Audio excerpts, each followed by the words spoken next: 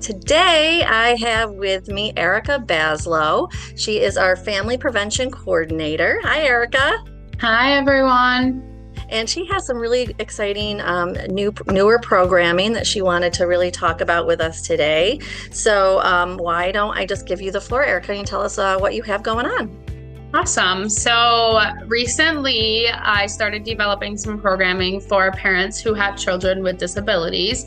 Also, not just parents, let me be inclusive, caregivers, grandparents, anybody who takes care of any children with a disability. So that program is called Stepping Stones. It is through our Triple P Positive Parenting program. And it's really an individualized, so it's not a group session. It's individual sessions with the parents. It's very personal based. So you would talk to me about kind of what you have going on at home, or what this looks like for you. And then we would go from there. Usually it would be about 4 sessions, but again, that's depending on your needs and what you have going on at home. And then the other one that we have is our Triple P Positive Teen Seminar. So that one is very short and brief, but very useful. It is only 3 one-hour sessions. Any of these can be offered over Zoom or in person. And we have had some amazing feedback about these seminars.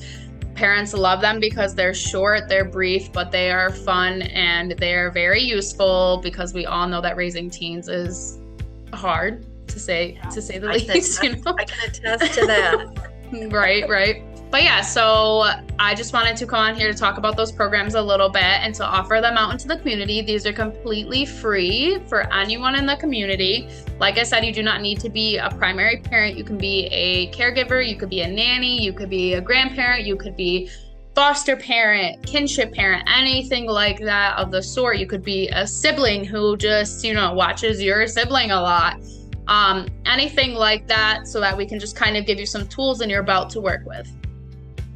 That's really amazing, especially that they are free.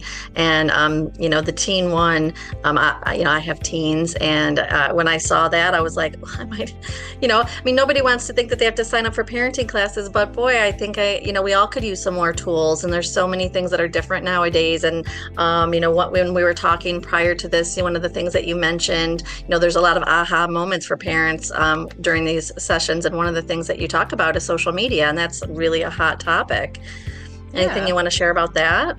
Yeah, so during our teen seminar, we talk a lot about kind of social media, raising responsible teens, things like that. And one of the things I always tell parents is I always ask them, keep the floor open. I'm like, how do you guys limit social media use? What do you guys do?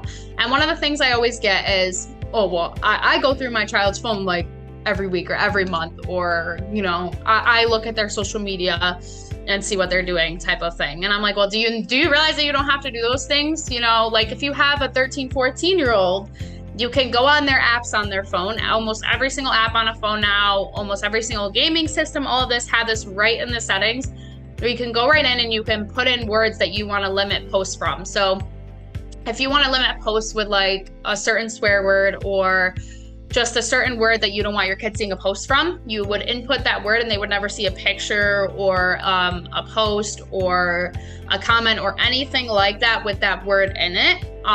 So then you really don't have to worry about looking at that stuff at all. You don't have to worry about what they're seeing, anything like that. And a lot of parents don't even realize that. So they're like, wait, oh my goodness. We just had a parents' night at Ridge Mills in Rome, which went amazing. And a lot of the parents there, they were like, oh my God, I didn't even know that. They're spending so much time going through this stuff, and that causes resentment from their kids, because their kids are like, I want privacy, So those are the type of things that are really great to know. Not everybody is even aware of them, what they have at their fingertips, what's out there. So that's awesome. So how do people register for these classes, Erica? So in order to register for these classes, you could just call CFLR right at the front desk, and then they would get you right in contact with me. You could email me, or you could call me directly, whichever you prefer. I have right on all of the flyers, I have our direct line, my line, and email. So whatever you are more comfortable with, you can always contact just to register for them. Like I said, some are group and some are individual. So I always offer also in person or in Zoom. It's whatever you guys are comfortable with. Great. So people can call our main office, which is 315-733-1709, or they can email you at ebaslow@cflrinc.org. And I know we've been posting about this on our social media. So on Facebook, you can always look up our Facebook page for Center for Family Life and Recovery and see several posts on there with all of the information, little bits that you can even if you are not a parent of a teen or of a child with a disability, but you know someone who is and who might benefit from any of these classes, share it with them, right? We need to just get the information out there because it's a great program. It's free, it's flexible, and who wouldn't need some extra help like this? So it's really some great programming that you have, Erica, and I'm really proud to work with you and to put this stuff out there to our community.